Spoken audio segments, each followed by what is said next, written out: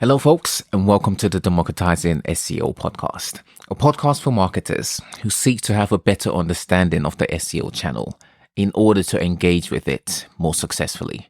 My name is Austine Esezobor. I am an SEO consultant and your host for this podcast. What is the state of your SEO operationally? This is often overlooked, and I think it's a real shame because it's an indicator to how successful you'll be in the SERPs. As I like to say, SEO starts way before your state in the SERPs is achieved. To realize rankings in the top zone, you really have to work on the way SEO is regarded in your business, both on a business level and on an operational level. So what is the state of your SEO operationally? If you find that your SEOs are firefighting issues, addressing them only after they've occurred, your SEO requires improvement in-house before you can realize high traffic growth via the organic channel. One reason why I say this is because the typical way of treating SEO in a business is to invest in it and then expect results to be achieved instantly. The hard work is often overlooked, and the area that's overlooked is indeed the operational work of SEO. The operational work of SEO is seen when it comes to implementing SEO recommendations. This is where you see and get all sorts of issues with the channel. Why? Because this is the part of SEO that requires non-SEOs to collaborate with SEOs. When it comes time to implementing SEO recs, you almost have to reform your team, don't you? You have to ensure your teams are working well together in order to perform with SEO. Isn't this the case with all new teams, groups, gatherings that come together for a common goal? You have the storming, forming, norming, performing phases with all new teams, right?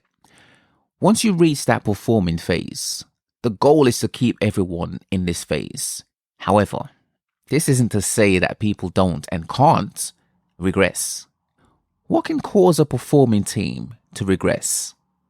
The addition of a new element, right? Add something new to a performing team, and a new element opens up the possibility of changes to occur. Well, isn't SEO a new element in businesses?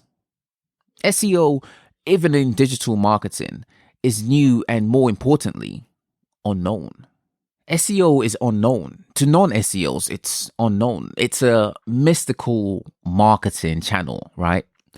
What do you get when you add an unknown element into a performing team? You get a regression of the performance state, don't you? How much progress do you expect to make with your SEO when there is a lot of infighting, preventing SEO recs from being implemented? How do you expect your search visibility to grow?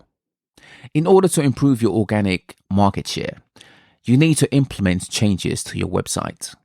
In order to implement changes to your website, you need to have SEO recommendations worked on. In order to have SEO recommendations worked on, you need to have non-SEOs on board. You need non-SEOs to buy into SEO. The unfortunate mistake businesses make with SEO buying is thinking buying is only applicable on the business level. There is this thought process that once the board buys into SEO, that's all that's needed for SEO to be a success. This is far from true. If SEO isn't bought in operationally, you'll have your SEO in a state of constant firefighting and or infighting. SEO firefighting will be SEOs reacting only when there is a known problem. What is the well-known problem with SEO?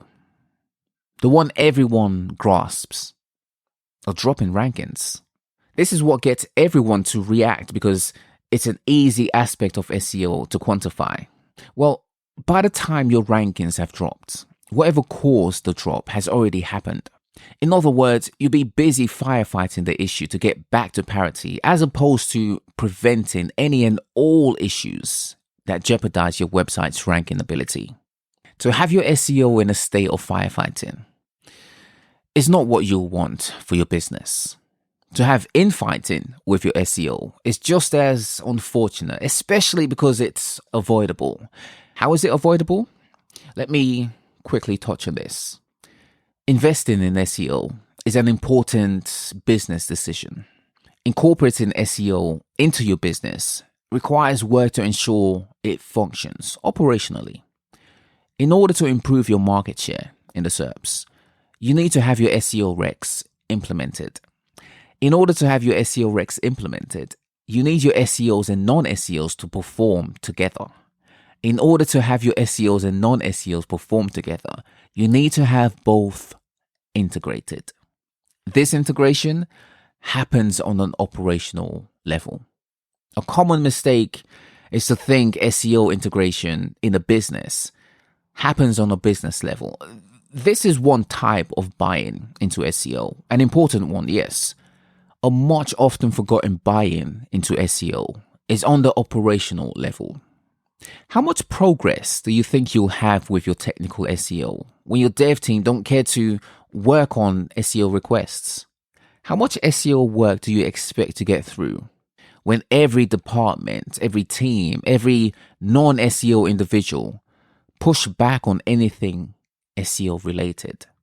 And frankly, you really can't blame non-SEOs for not caring much about SEO when they haven't been integrated with SEO. Internalize the situation. Would you rather work on something you know of or on something that you're unfamiliar with, which frankly, you don't care about yet? How do you expect your SEO to perform when your SEOs and non-SEOs are not performing operationally?